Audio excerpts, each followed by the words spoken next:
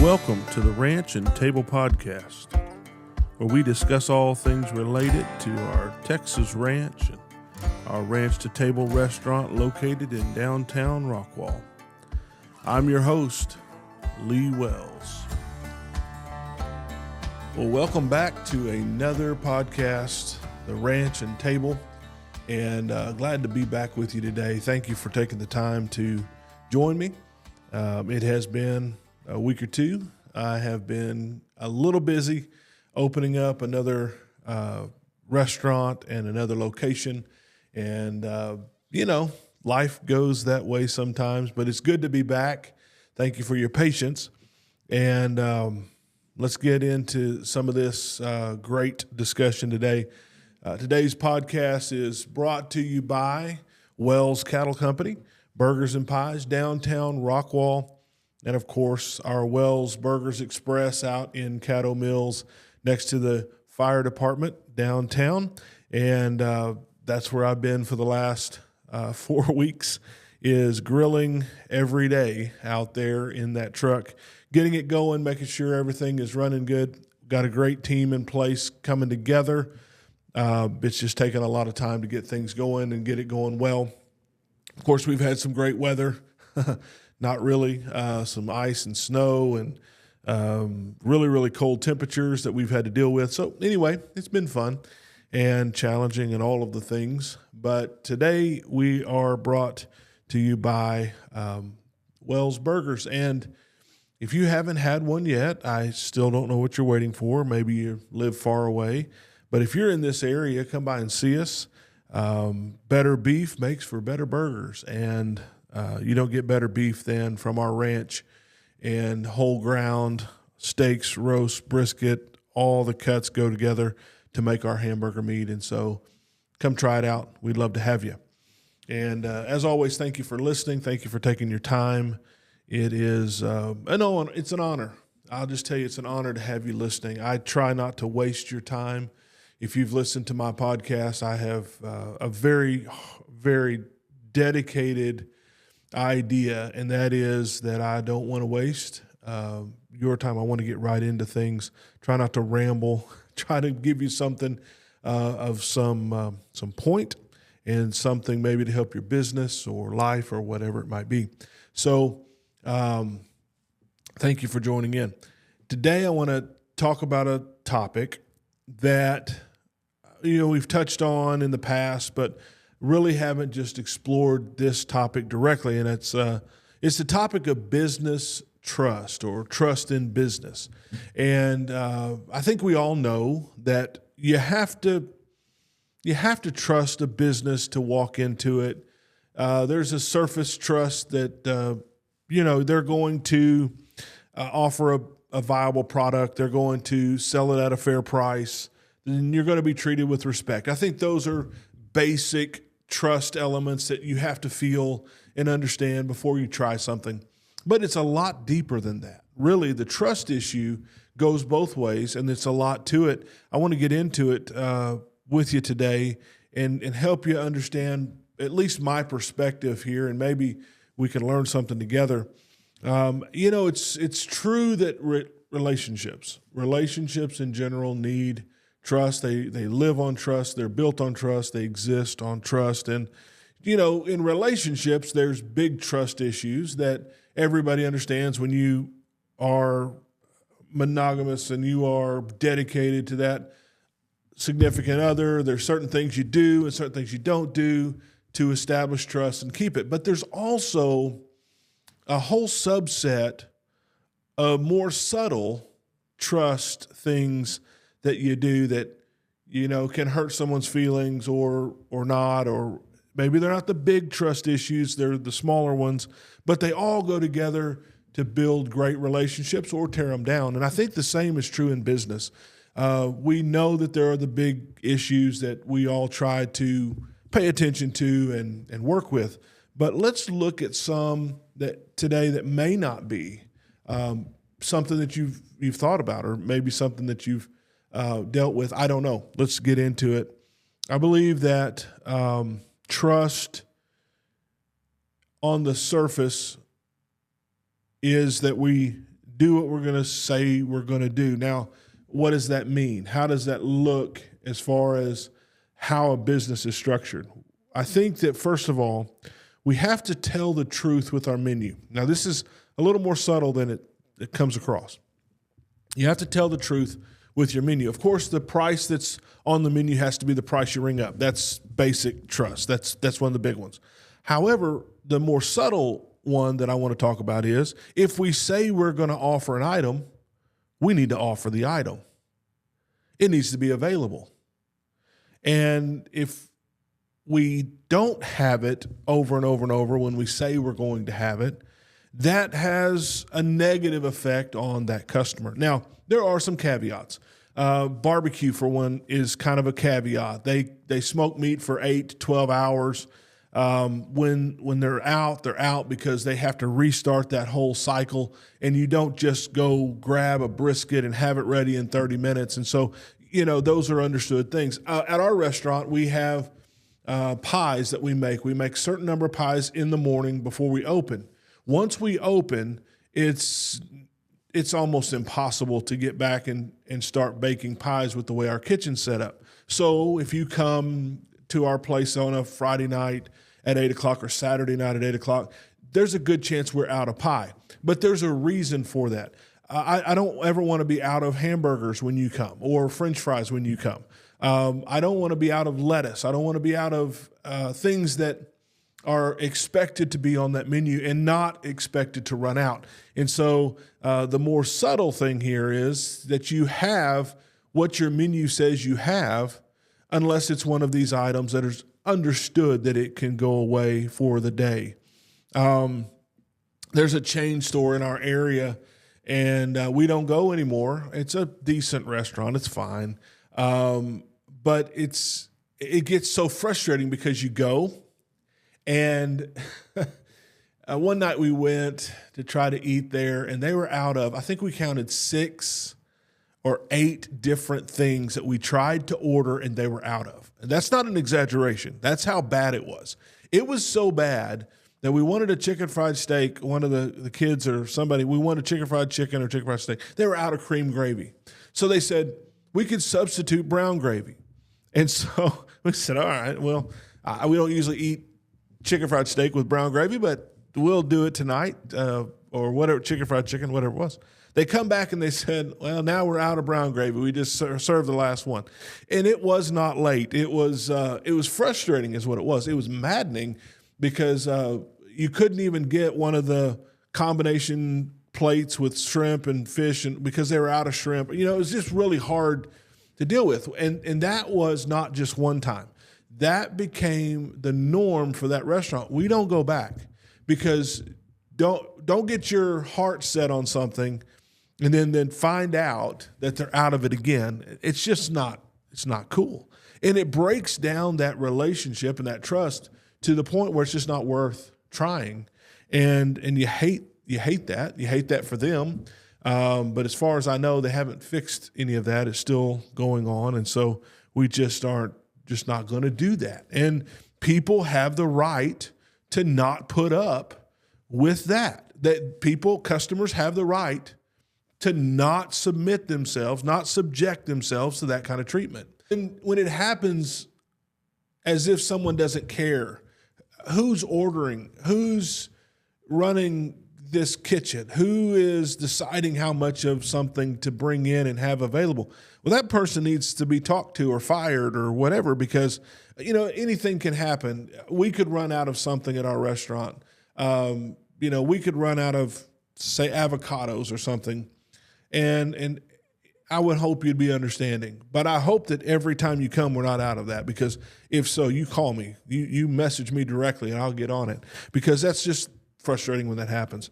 The second part of this trust relationship and doing what you say you're going to do is your hours of operation. There is not a faster way, in my opinion, to ruin a customer relationship than to say you're open on this day at this time and not be open. That is one of the hardest things to overcome as a customer. And really, there's no excuse or reason that they should have to, because it's your schedule. as the business owner. That's your idea. That is your liberty to set up when you're going to be open and when you're going to be closed. No one's arguing with you that you should be open on a Sunday if you're not. No one's arguing with you that you should be open till midnight if you close at 10. Nobody's going to argue with you on that. But if you say that you're going to be open on that day and at that time and you're not, that's frustrating. I hate it when you get your heart set on something and you're traveling, you get there, and then they're closed for some reason. Now, of course, we know ice and snow can happen. We know, sometimes the health department can get in and check your water temperature and you're 2 degrees shy of where it needs to be and they shut you down.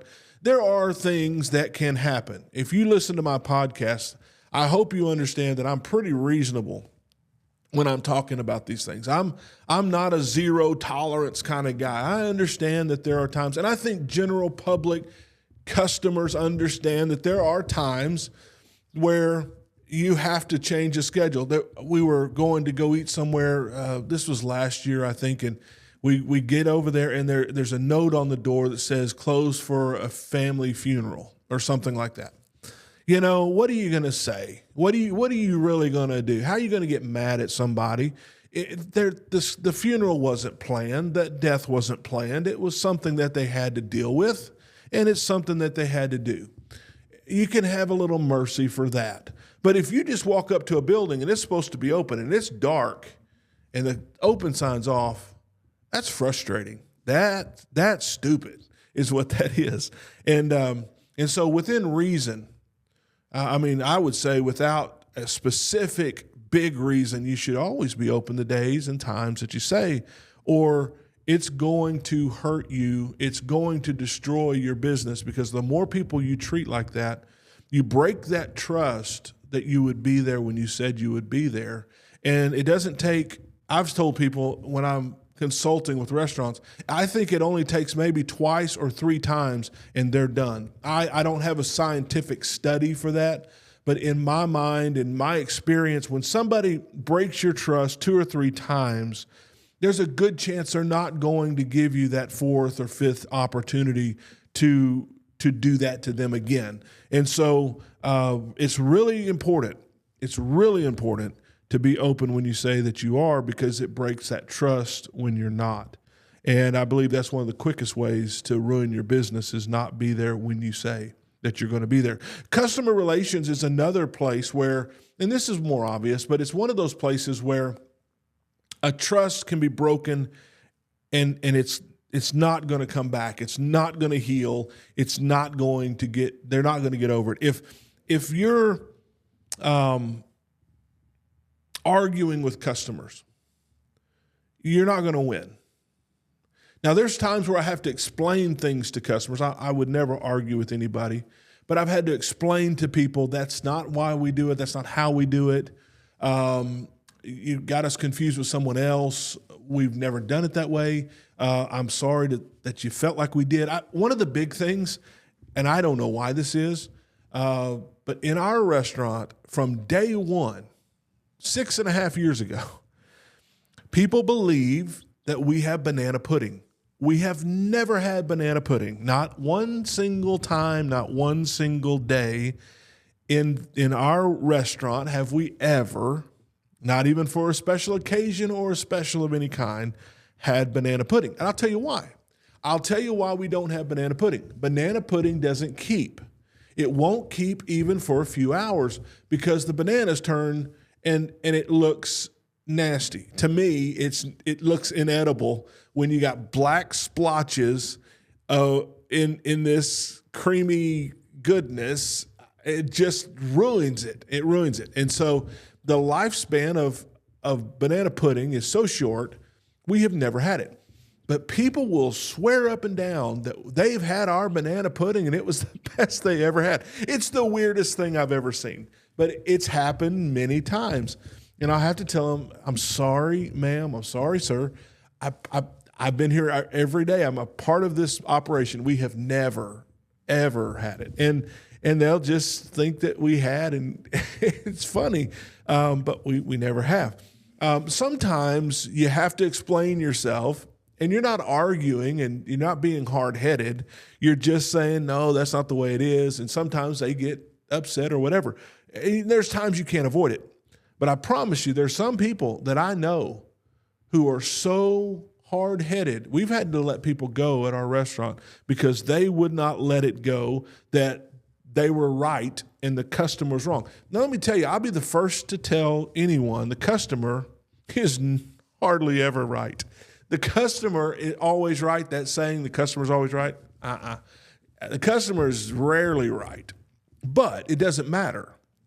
What matters is that they're heard, that they are, that they feel like that they're getting through, that they're able to work out a situation for the best outcome of both of you, which is not someone standing there toe-to-toe arguing with someone.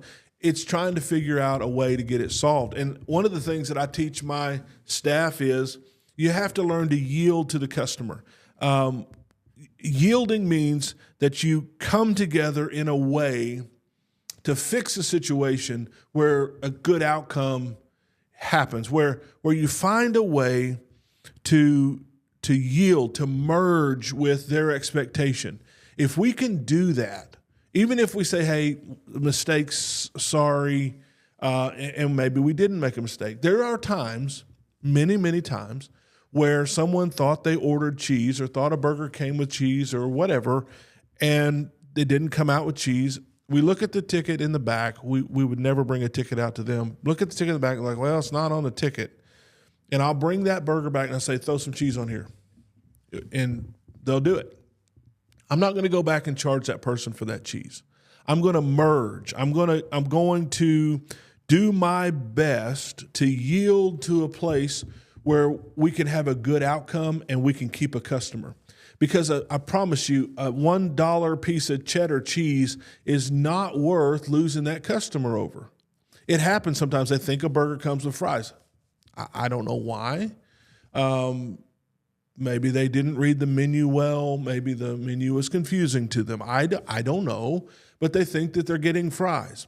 I promise you, I'm not going to lose a customer over a couple bucks. I'm just not going to. I'll go get them some fries, and I'll put it on the table and say, here you go. Sorry about that. Even though we weren't wrong, they were technically wrong for assuming, or maybe the person putting the order in didn't hit the button right. Who knows? Who cares? Who cares? It's got to be fixed. It's got to be made right. And I refuse to lose a customer over a couple bucks. I'm going to bring them some fries. I'm going to be nice about it. I'm going to play it off like, oh man, sorry that happened. I don't know what happened exactly, but here's the fries. If you need anything else, let me know. Can I get you any sauces? And I try to merge our disagreement or our problem into a solution where I'm okay at the end of the day and they're okay at the end of the day. Now, there are some times and there are some businesses where you can't quite do that easily. When there's legal contracts, where there's stuff going on, you have to decide how to handle these things for your situation. But for me, it's not worth losing a customer over just to have an argument, just to fuss over $2. I'm not going to do it. Because when that person leaves angry, they leave upset, they leave like somehow I was trying to get one over on them, they're not coming back. You're not going to win. When that trust is broken, it takes so much effort to ever build it back. And sometimes it just can't be. And so you don't fight, you don't fuss, you don't say I'm right. Another thing that we don't do is I don't want my staff taking a receipt out and showing a customer or asking for a receipt. I used to have someone that did that, and they're a family member. And I asked them, please don't do that. Well, they were very type A. They were very rigid in the way they thought. And they were like, well, if it's on here, we'll make it right. It doesn't matter if it's on the receipt. It could have been our mistake when we put the receipt together. It could have been, their mistake for not reading something correctly. It doesn't matter. What matters is we keep a customer at the cost that we're affording and that we're available to afford, and we don't fuss about it, and we don't go get the ticket and make a spectacle out of it. we try to merge that situation to a solution so that we can hold that trust together almost at any cost. And so you have to decide that for your situation. But if you're losing customers over $2, shame on you. If you're losing customers over $4 or $5 and they're never coming back, that's stupid, because we have customers that come in. I've got some customers come in multiple times a week, but we have customers that come in a couple times a month, regular. And if I were to mess that up over and over and over, and mess that relationship up over and over, and throw that trust out, it's going to hurt my bottom line if I keep doing that. So it's just never worth it to me to fuss over little things like that. To me, it's just not worth it. It's not worth being right. I don't want to lose a customer over $2 or $3 worth of French fry potatoes. It's just not something I want to do, and I don't think you should either. Here's the next one. A real good way to lose trust in your relationship with your customer is changing your price. Now, the price needs to be clearly marked, and that's the price that you charge them. And as long as everything is on the up and up and everything is the same, you'll never have trouble. You'll never have a problem with it. But when they see a differential in price that they weren't expecting, that's a horrible way to lose a customer, and that's a real fast way to lose that trust. I talked about in a couple episodes ago, I talked about discounts and discount games and the destruction that discounts bring. You can go back and listen to that. If you haven't heard that, please go listen to that. I think that was one of my better episodes. When somebody gets a different price than someone else, even if it was your doing a couple days ago or yesterday, to give somebody a half off for a special, and then they come pay a full price the next day, there's not really any recollection or any reconciliation in their mind that that's okay. If you could do it yesterday, their mind says, why can't you do it today for me? And it causes a place for trust to be fractured, and it's not worth it. And like I said in that episode, every discount you give comes directly out of your pocket as the owner. Nobody else shares that cost.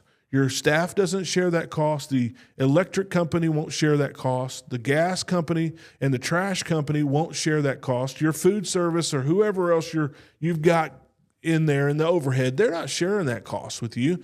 You are taking 100% of that discounted price out of your pocket, away from your family, and giving it out the door for some hope that you're going to get a customer to come pay regular price some other time. You need to go listen to that episode if you missed it, because it's a pretty good one, and I think I make a lot of sense. But don't change your prices. Don't let them fluctuate. Don't say one thing one day and then do another thing another day.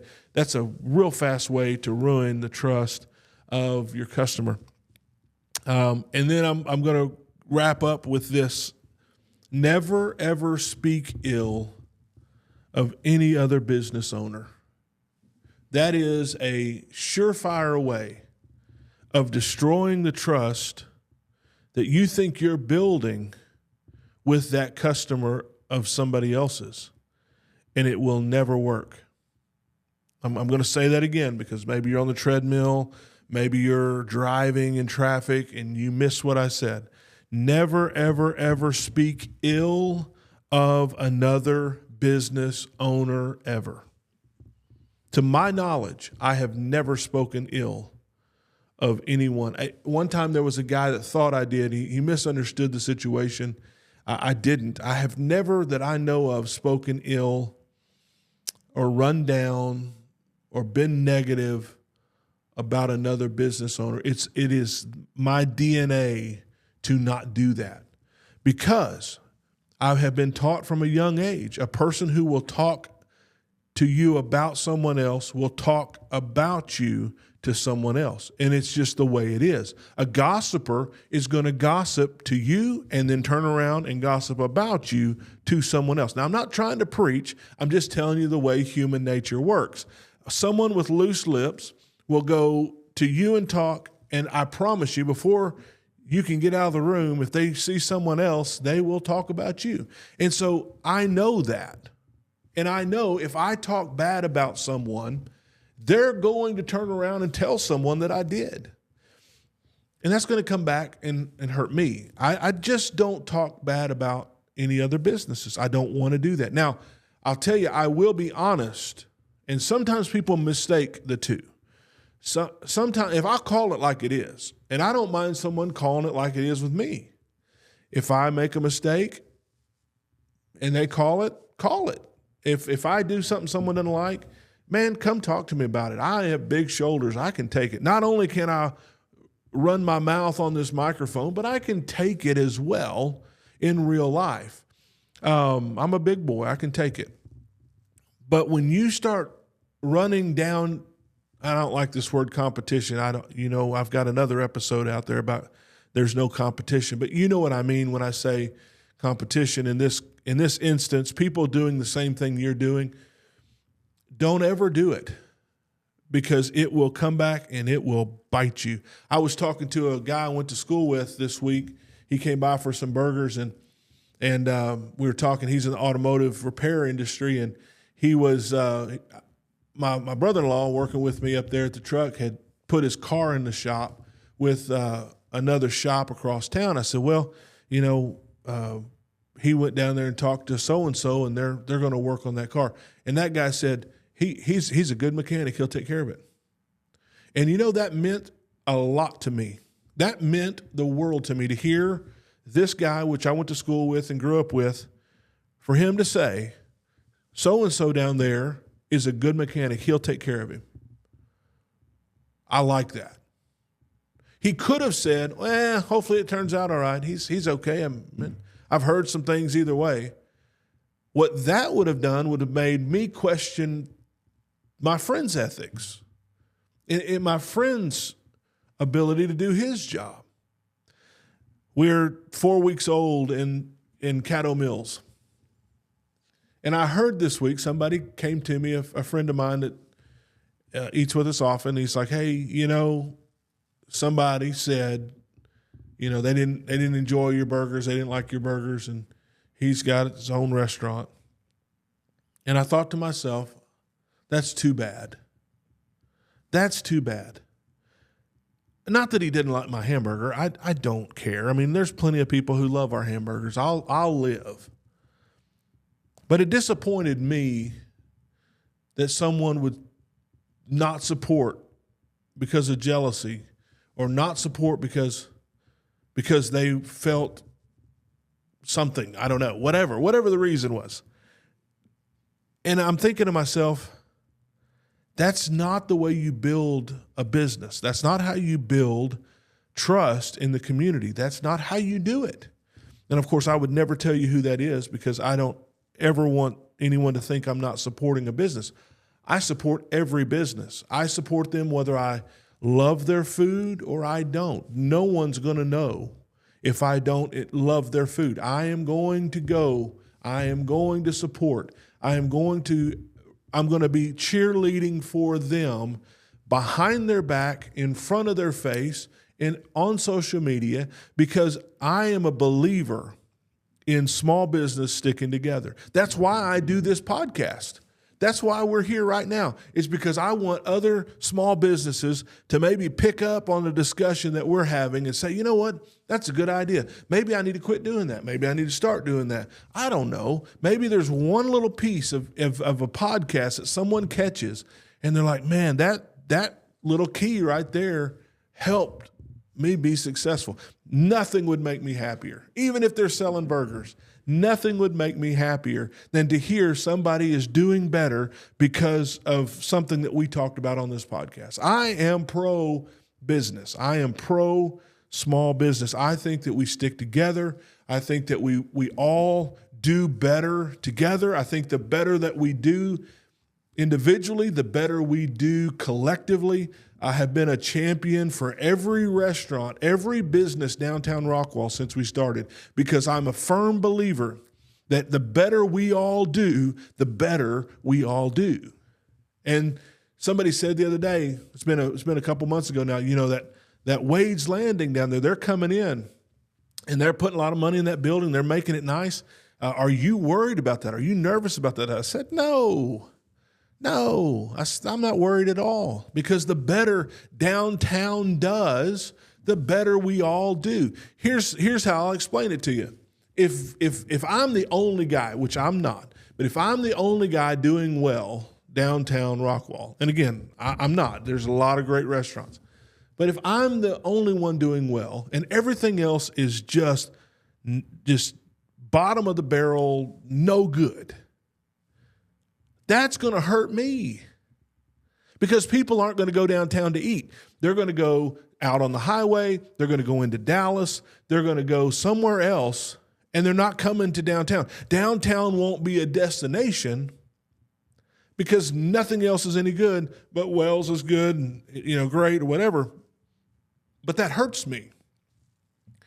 And of course, we have a lot of great restaurants down there. I hope that I have helped all of those restaurants be better by us being better. I hope that I am helping Wade's Landing be successful. Not that they necessarily need me, but I hope I'm contributing to their success by our success being next door. I hope that us being on that corner of downtown has encouraged other people to rent space and to open business and to do things downtown, because we're doing better together, and it's a destination. And the more people who can come to downtown for whatever reason, buy socks or candles or dresses or cheesecake or whatever, I don't care. If you're coming downtown Rockwall, you're better, we're better, because we're all better together. I'm not running anybody down. I'm not going to do it. Now, I'll call it truth. I'll call truth, but I won't run them down.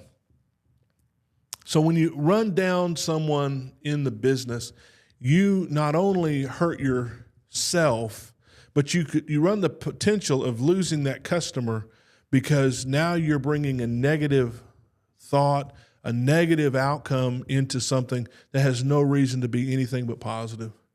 We could all do our own version of burgers across Caddo Mills, just like we do across Rockwall. And we can all get along, because there's more people eating out these days in Caddo Mills than ever in the history of the earth. And there's a place for all of us to get along. There's no reason for us to try to tear someone else down to hope to get a customer out of that exchange. You get a whole lot more, you know the saying, with honey than you do with vinegar. And so just be nice. Don't speak ill of other business owners. If anything, lift them up. Find something to be positive about. We have been down there, the closest burger joint next to Boots Burgers since we opened. Now, Boots Burgers, if you don't know, has been there since 1967. They are, I said that right, 67. They have been down there forever, out of their little house, corner of the house. Not their house is little, but there's a shed thing out of the side of their house that they cook burgers out of, and it's a cool place. You should go while they're open, while they're still going. No one ever knows how long they're going to last in this thing because of their family and all that. I don't know. I want you to go experience Boots Burgers. It does not hurt my feelings that you do that. They're good people. That we're Facebook friends. I've had plenty of Boots Burgers in my life. There is no reason why I should ever be ugly about them. And really, it doesn't matter how they act towards me. I don't know. I think we're cool, but it doesn't matter. I'm always going to say, when someone brings up Boots, I always say they're legends. Those guys, they've been doing this forever. I'm the new guy. I'm almost 7 years here, 6.5 years. I'm the kid.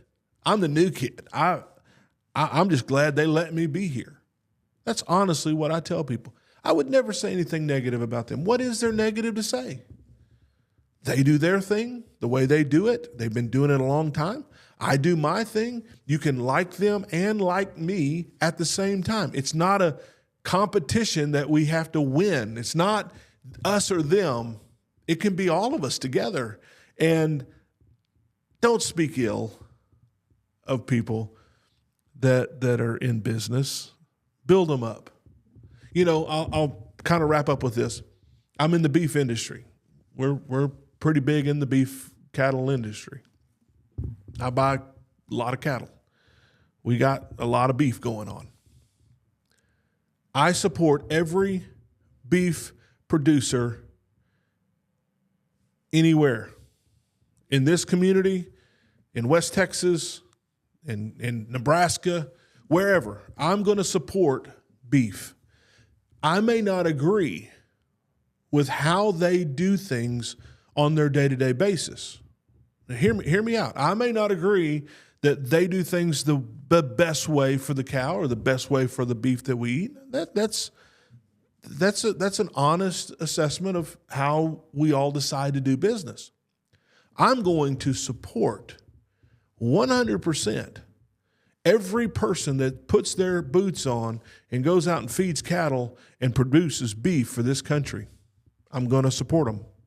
I may not agree with everything they do, but you'll never hear me run them down because we're in this together. We're trying to feed a nation. We're trying to feed people. And ours is a little different, of course. It's marketed that way. It's built that way. It's supposed to be that way.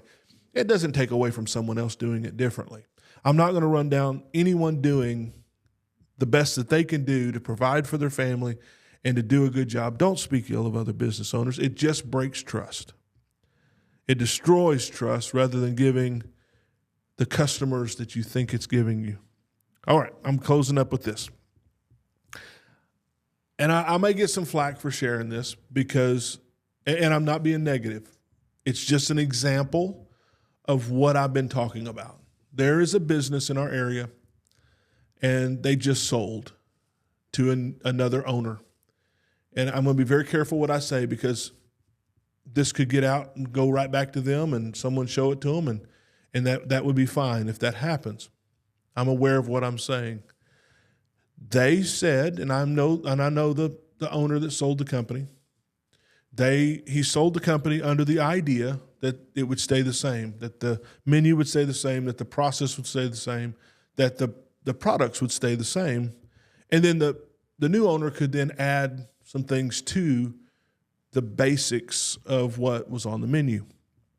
I know this firsthand. This is not rumor. This is me talking directly to these people, to the owner. He offered to stay on for 30 days, for a month, for free.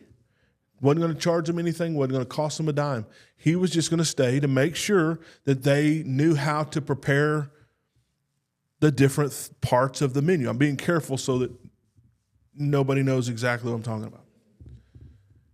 Well, they declined that. They said, no, we got it. We know what we're doing. We don't need you to stay. He's like, I will stay. I want to make sure this product stays and the community stays with the name that stays. I want to make sure it all works. We got it. Well, I went on to their website, onto Facebook, when they were announcing this change. And I said, hey, guys, my suggestion is keep everything the same. You got lines out the door every day. It's a very successful business, ready-made business. That's my suggestion. And they said, and I've got the screenshot, they said, the menu staying the same. We're just putting out some pictures of some things that we're going to add to the menu. Cool. No problem. Zero problems. Well, 3 weeks goes by, and they open up. The pictures that I see are in no way, shape, or form what that company had put out before. It was completely different. And these were the staple items that were on the menu, not new. And so someone said, not me, someone else said, that doesn't look like what we're used to. And I'm leaving out names to protect the innocent and myself.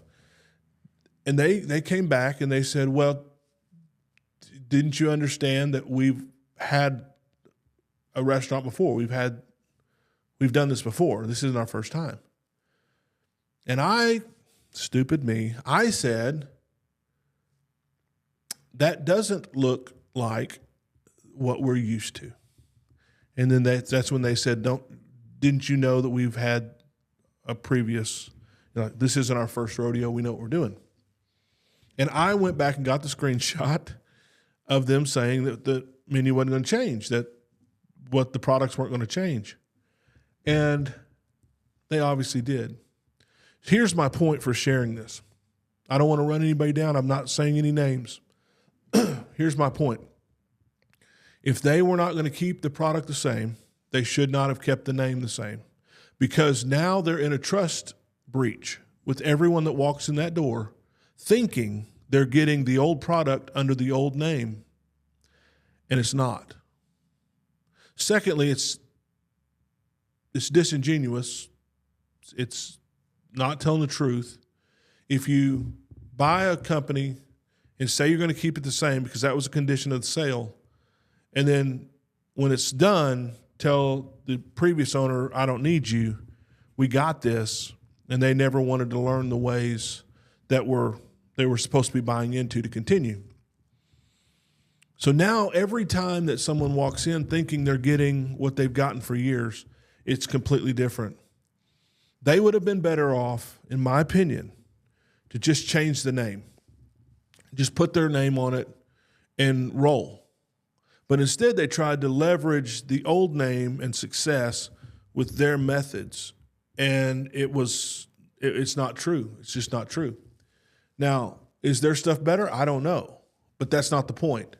The point is, when you say you'll do something, say it's staying the same, and it doesn't stay the same, you have breached the trust of every customer that comes in after that. It would have been just much, much simpler, easier, and truthful to just put the new name up. They bought the building and all the stuff that was in it, and they're going to be their product, because it is their product anyway, rather than trying to pull a fast one and try to leverage the business that the other company had built. I'm saying that because that's a very open and direct breach of trust. And that can happen, and we know we're doing that when we do that. Those people knew they were doing that when they were doing that, when they didn't let that old owner stay on for 30 days to make sure everything moved over and did right. They were trained. They didn't want to be trained. They, from the beginning, knew they were going to do their own thing anyway under the old name. And it's not fair. It's not fair to the customer. It's not fair to the customer who walks in not knowing that. And it's just not fair to run a business that way. You're breaching trust. And the number one thing we have in this industry is trust, that we do what we say we will do, that we are who we say we are, and that we're the same and we do it consistently. That's the key to trust. And don't ever breach that trust, because that customer will be gone forever. All right, I think I'm done. Trust is one of those things that is very near and dear to my heart. I try to be truthful and honest in everything I do. If I ever catch myself in a situation where it doesn't seem like I am, I'm quick to apologize and explain. But it's not cool when trust is broken, and it's not easily healed. Just like in a relationship, it's not easily healed when a business relationship is in a broken trust situation. It's just hard. Just be honest. Just do what you say you're going to do. And trust is something that we need to hold very close to our heart in business as well as in life. And so trust is one of those things that is strong but fragile. If you honor it, you protect it, people will fight for you. But if you let it go, you'll lose all of those people, and they won't be back. Man, I'm just so glad that you came onto this podcast, and I'm glad I had time to do this. I made time tonight to sit down and share this with you. Thank you for listening. If you don't have my book yet, it's called Burger Brilliance, and you can get that at the restaurant at the Rockwall location, LeeWellsOfficial.com. Get it at Amazon, Walmart, Target, Barnes & Noble, all.com. Get it if you'd like, and read it. I hope it helps your business. I hope it helps you think through some of the things that we do and have been good for us. And I hope that helps you grow your business and are successful and put more money in your pocket, send your kids to college, all the things that you want to do in life. And as always, send me feedback. Send me a Lee Wells Official. You can send me a message anytime. It comes straight to me. I'd love to hear your opinions on this. You, of course, can also help share this on social media. Tell someone about the podcast. That would help get more people listening and involved, and I appreciate all of that happens. And today's episode has been brought to you by Wells Cattle Company, Burgers and Pies in downtown Rockwall and now in downtown Caddo Mills. So I hope you come by and see us, and I hope you enjoy the food. And if there's ever anything that ever happens that you don't agree with, you can always message me and let me know what's going on. I'll do my best to explain it and do my best to make it right for you. Well, I'm Lee Wells on the Ranch and Table Podcast. Until next time, we say adios, farewell, goodbye, good luck, so long.